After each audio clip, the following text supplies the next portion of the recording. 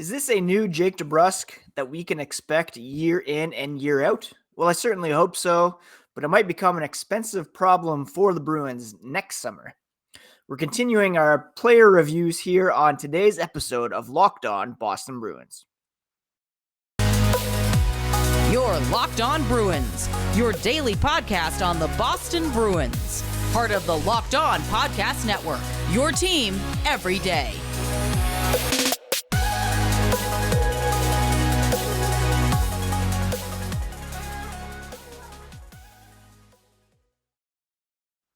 What is up, Boston Bruins fans, and welcome back to the Locked On Boston Bruins podcast. I'm your host, Ian McLaren, and this is a daily show where we discuss all things Spoked Bee. Today is Thursday, May 11th, and I want to thank you so much for making Locked On Bruins your first listen every day, free and available wherever you get podcasts and on YouTube. We're part of the Locked On Podcast Network, your team every day. And today's episode is brought to you by Gametime. Download the Gametime app, create an account, and use code LOCKEDONNHL for $20 off your first purchase. I don't know about you, but I am feeling as good as I have perhaps since the Boston Bruins lost in the first round to the Florida Panthers. Could be this beautiful summer-like weather. The leaves are out. Playing my first 3-pitch game of the season tonight. Family wedding coming up tomorrow night. And it helps that the Maple Leafs are down 3-1 in their series, although Florida continuing to win and Carolina, I don't really love to see it. I'm rooting really for whoever comes out of the Western Conference, to be honest. All that aside, we are looking at specific players here on the podcast recently, doing our player reviews. And today we're landing on our boy Jake DeBrusk. Let's talk about Jake DeBrusk and truly how good he was this past season. A lot went well for him this year. He had a career high in points with 50, a career high point per game average as well of 0.78. He tied for his career high in goals. Not quite as prolific in terms of assists as he has been in the past, but overall, an outstanding offensive season for Jake DeBrusk. Tying that career high in goals at 27, but having the highest average goal per game of it. He scored 0.42 goals per game, which is up from 0.4, so ever so slightly up from the goal per game average he posted in 2018-19 as a second-year player. That's the season in which he did record 27 goals as well. He matched that this season. As a rookie, he had 27 assists, which is a career high for him. He's yet to match that helper total, but 27 goals, 23 assists, good for 50 points, which is a career high, single season career high. He also had 191 shots per game, which is a career high, more than he recorded last season, despite playing 13 fewer games, which is worth noting. He also was a 62.4 in shot attempt differential in all situations while he was on the ice, 58.3 at 5-on-5. Both of those were career highs. Jake DeBrusk notably also scored only 6 goals on the power play. 21 of his goals came even strength play, which is pretty remarkable when you, again, consider that he tied his career high and only 6 of those came on the power play. What's been most impressive to me with regards to DeBrusk over the last couple of years, and look, we expect him to be a goal scorer. He has shown in spurts in the past that he can put the puck in the net. The consistency has always been an issue, but ever since being placed on the top line last season by then head coach Bruce Cassidy, he has been incredibly consistent. He has been scoring and at a pretty prolific rate. Again, 0.42 goals per game. If you carry that over 82 games, that works out to be 34.44 goals per game. 0.78 points times 82 games, 64 points. So we'll talk about what didn't go well for him here in a moment, but his pace this season was by far the best of his career. But we expect that from him. He is an offensive player capable of getting to the front of the net, disrupting defense and goaltending, and chipping in offensively. But what I love about his development is the amount of shorthanded time that he is earning. 1.22 minutes of shorthanded ice time per game, which was fifth among Bruins forwards. You had Coyle and Nosek as a penalty killing duo, Marchand, Bergeron as another penalty killing duo, but Jake DeBrusk was just as reliable on the penalty kill and was a big factor in them being the top ranked unit this season. He's also used regularly in defensive situations, holding a lead at the end of the game, and he has become a well-rounded player. I'm not saying he's going to challenge for the Selke Trophy anytime soon, but he's reliable in his own zone. He's a disruptor out there defensively, can pick off some pucks, take it down the other way, generate offensive opportunities in defensive situations, which I love about his development. In the playoffs, he had 4 goals, 2 assists in the 7 playoff games against the Florida Panthers, which was pretty good. 3 points off the team lead that was shared by Brad Marchand and Tyler Bertuzzi. Again, we'll talk about what didn't quite go as well here coming up in a moment, but overall, a very strong, successful season for Jake DeBrusk, and hopefully it's a sign of what we can expect from him year in and year out moving forward. A 30-plus goal scorer, 55 to 65 points, playing in all situations, and a core contributor to the Boston Bruins. Let's touch on what didn't go well and areas for growth for Jake DeBrusk here in a moment. But first, a word about today's sponsor, which is Gametime. I recently downloaded Gametime on my phone and instantly saw the benefits of this ticket buying app. You can get tickets for your next sports event, show, comedy, theater. They've got it all with killer deals on last minute tickets and a best price guarantee. So you can stop stressing over tickets and start getting hyped for the fun you will have. You can get images of your seat before you buy, which is very cool. You know exactly what to expect when you arrive. And you can buy tickets in a matter of seconds. 2 taps, you're all set. Tickets are also sent directly to your phone. You never have to dig through your email. Now, just download the Gametime app, create an account, and use code LOCKDOWNNHL for $20 off your first purchase. Terms apply, but just create an account, redeem code LOCKDOWNNHL for $20 off at Gametime. Last minute tickets at the lowest price, guaranteed. Thank you so much once again for making Locked On Boston Bruins part of your day every single day.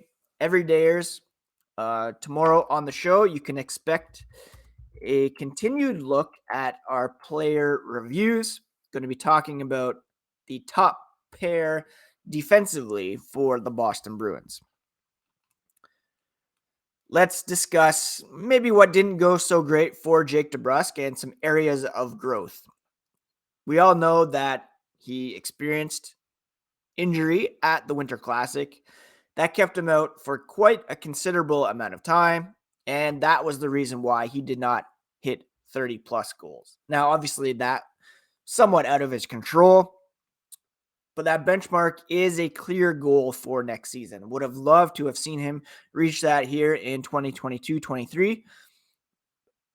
The injury was unfortunate. However, that performance was one of the most memorable of the season. DeBrusk scoring those 2 goals with the injured hand. Perhaps he made it worse and was out of the lineup for longer than necessary, but it was still probably the most memorable single game performance for me of the season. And I loved to see him come up huge in that special event. DeBrusk also only had 1 goal over the final 3 playoff games total. So he had 6 points in the series, but only 1 over the final 3 games, which were all losses for the Boston Bruins. Now, he wasn't the only one who wasn't as effective in those 3 games, but I would have loved to have seen him step up in the clutch there in those key situations. I had said a lot prior to the trade deadline that, people were saying, go out, get Patrick Kane because he's a clutch player. Jake DeBrusk, for me, was that kind of guy, a guy who could step up, embrace the moment, score huge goals. He did score 1 in game 6, like I said, but silent in games 5 and 7. And we all have those memories of him in those series against the Maple Leafs a few years ago now.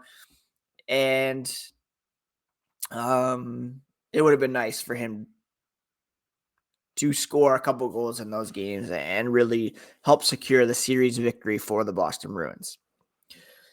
Another thing I could have liked to have seen was some perhaps more growth in terms of being a leader on this team. Don't look now, but Jake DeBrusk is turning 27 in October. We see him as this fun-loving kid, a bit of a character, but he's entering or is in the prime of his career at the moment. And we see some steps forward in terms of goal production and contributions at all ends of the ice. I'd love to see him become more vocal off the ice as well, to step up and show that he is a core member of this team. And that could become especially necessary if Patrice Bergeron and David Krejci do not return next season. Not to mention Nick Foligno, who was quite vocal leader and inspired in part that Winter Classic performance from Jake DeBrusk. I'm not saying he should be the next captain or even wearing a letter, but if you look at the core guys that are on this team, he's right up there among the longest tenured Boston Bruins and guys who fit the bill as core players on this team. He's been around longer than Taylor Hall. He has been around longer than Pavel Zacha, Hampus Lindholm, Linus Ullmark. He should be one of the leaders on this team, and I'd like to see him take a step forward in that direction here next season. Speaking of next season, let's take a look after the break at whether Jake DeBrusk will indeed be on the team, or could there perhaps be some trade speculation surrounding our boy Jake. All right, Jake DeBrusk has 1 more season under contract with the Boston Bruins at a very reasonable cap hit of $4 million. He can become an unrestricted free agent next summer and would no doubt draw a ton of interest if he were to hit the open market. His next deal could be very interesting based on how he performs in this upcoming contract year.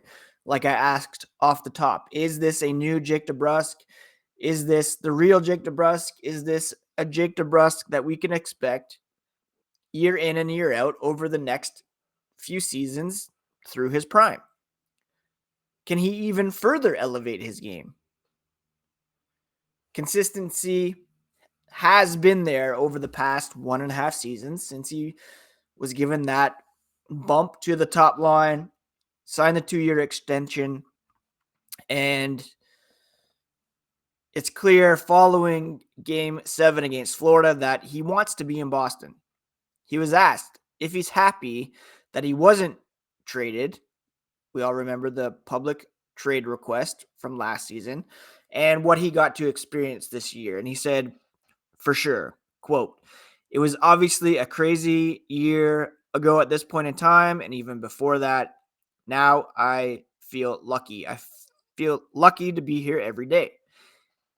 Even just with the start that we had as a group, with the guys in the locker room, it just felt special, and I tried to take every moment I could of any day that I was in here, just really grateful for the opportunity. Obviously, at the same time, it was not the result we wanted, so it stings as well." End quote. Now, Don Sweeney, stood firm when Jake DeBrusk made his trade request. He didn't settle for pennies on the dollar. In fact, he re-upped and signed DeBrusk to that 2-year contract extension. Yes, possibly to make it easier to trade him prior to last season's deadline, but also to give him some measure of security and a vote of confidence that they see him as a guy who can contribute and, deserves to be compensated. Now, if he has a huge boom coming up this coming season, it could make things interesting. We expect the salary cap to go up significantly more than it will this summer, and you'll have those bonus overages for Bergeron and Krejci coming off the books.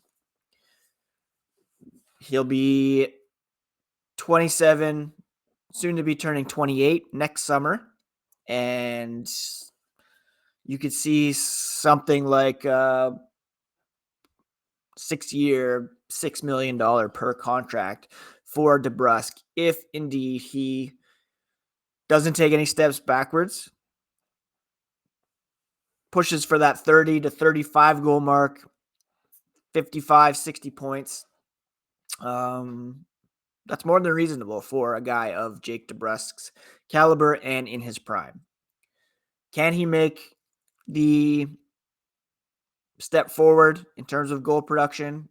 Maybe become closer to a point per game player even?